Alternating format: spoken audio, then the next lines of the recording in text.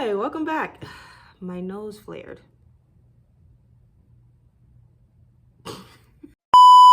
Hi, welcome back.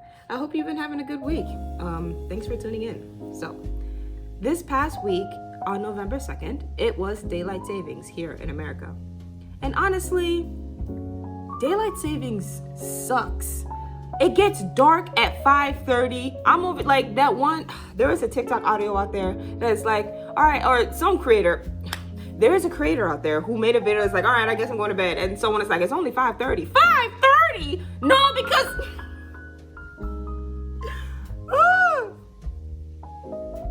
So yeah, daylight saving sucks. So allow me to explain for those of you who are watching who might not know what it is. For some of you who are watching who do know what it is, tough luck, I guess. It's for video.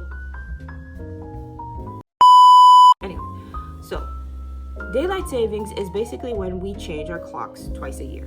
So in the spring, we go forward an hour, and in the fall, we go backward an hour.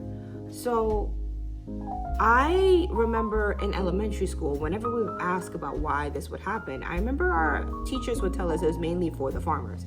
Like this, so then like they can have better use of like daylight or whatever. So by moving the clock forward in the spring, like people get more sunlight later in the evening instead of earlier in the morning. And then I guess the reverse of that in the fall, which sucks in the fall. I remember back in school, yeah, they always said it was for the farmers, and I was like, sure, it doesn't make sense. But again, to me, even after all the explanation, like, oh, it's for the farmers and timers, but it doesn't make any sense. It's okay, buddy. Just a few more minutes and we're good until spring, okay? But it doesn't make any sense. Think of it this way. We'll get the hour back later in the year. He wasn't wrong. Anyway, the thing about daylight savings that especially sucks during the fall is how quickly it gets dark. You get home from work and suddenly it just feels like you're just supposed to go straight to bed. There ain't nothing else to do, just go to bed. That's what it can feel like. You start to feel sleepy, you look at the clock, and yet again, it's only 5:30.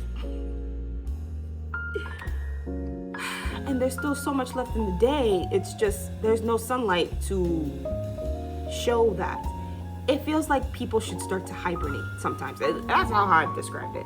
It can be hard to stay motivated when the sun disappears so quickly. You're just kind of like, what's the point? And that's when the seasonal depression starts to creep in. It's not the full-blown depression. It's more like depression with a peppermint twist, for like the fall, or depending on what you like. If you're a pumpkin spice galley or a peppermint galley, it's just that with like a little extra flavor.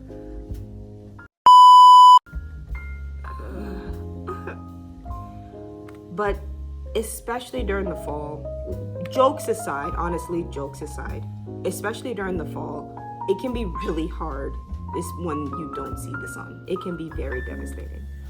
So, me and my friends have decided to put together a sort of plan. We've decided that we're going to put together sort of like a winter bucket list. So, the plan is simple.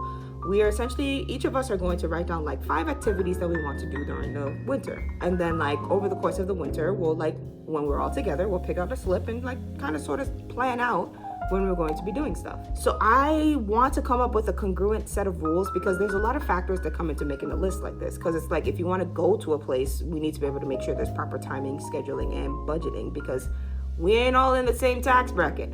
And just to assure that like not everything we fill out as activities is always something that like costs money to do. Because again, ain't nobody trying to spend so much money. I'm trying to get my money up. Like I can't be spending money like anyway. But yeah, like I'm gonna come up with a set of like rules and ask my friends obviously if the rules are okay.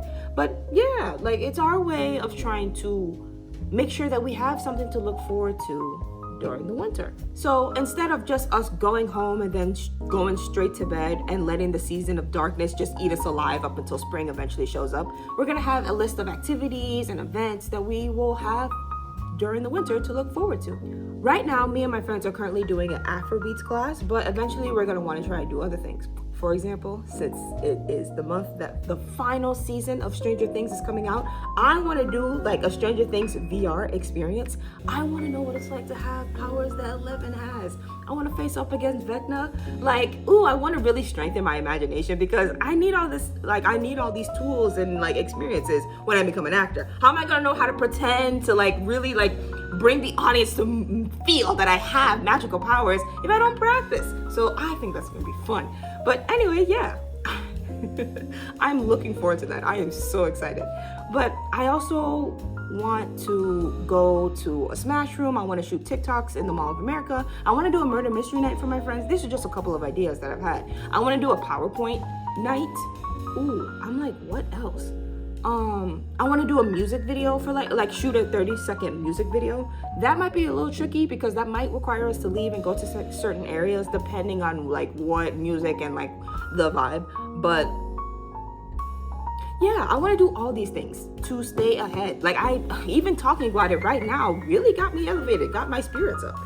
But yeah, I'm excited to see like what else my friends will come up with and all the things we're going to do together this winter. So between now and spring, I hope to share some of these activities here. Maybe do like a mini montage like in the movies and such of like, all right, you know, the movies where it's like, guys, I want to do all these things before I have to go to college or before I have to move away and all this stuff. And oh my gosh, it's like, all right, sorry. I find those movies so cheesy, but it's so true. Like sometimes that's what you gotta do to stay sane. Sorry. Sometimes that's what you gotta do to stay sane. But yeah, like, we plan to do all these fun, maybe even reflective, maybe even like emotional release, all these things to really just stay ahead of the seasonal depression this year. So my advice is, during this time frame, especially like from now until like I think April, I'm not sure when daylight savings is in. One sec, let me check. Okay, so from now until Sunday, March 8th, 2026, I'm not a doctor, but I did think to share a few things that has helped me stay sane. One thing is having things to look forward to does help during this time frame. So I'm not a doctor, so please don't say, oh, I said that you should be doing this. No, I'm not a doctor, but I will share a few things that help me stay ahead of the depression during this time frame. Again, having things to look forward to really, really does help. Don't just stay in your house all the time. Yeah, sure, wintertime, it's nice to like stay home and like be cozy and such, but maybe go snow tubing or sledding. Not skiing though. I hate skiing. And one day I'll tell you the story about that, but absolutely not. But yeah, a couple of other things you can do. Make sure you take care of yourself, drink plenty of water, get as much exercise as you can, and give yourself stuff to look forward to.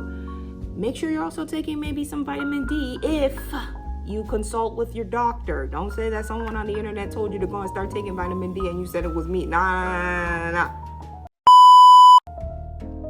After consulting with a physician, take some vitamin D.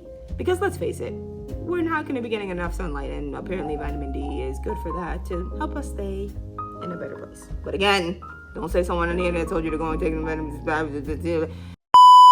It's not a cure-all for the seasonal depression, but it is a start. It's a way to make sure that you have something to look forward to, and it's a way to make sure you keep your body and your brain active and happy.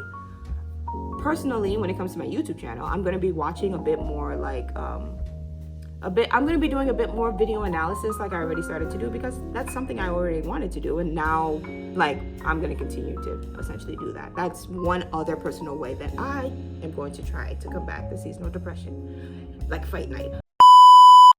That all being said, thank you so much for watching. And hopefully I'll be able to share some of the videos in the spring. So subscribe, stay here, and then we'll do a closed circle come March 8th. But yeah, thank you so much for watching. Oh, well, because like, hopefully we'll be able to make it through the spring, and then we'll just have to deal with the regular depression. Thank you so much for watching. I hope you have a great day. Stay tuned.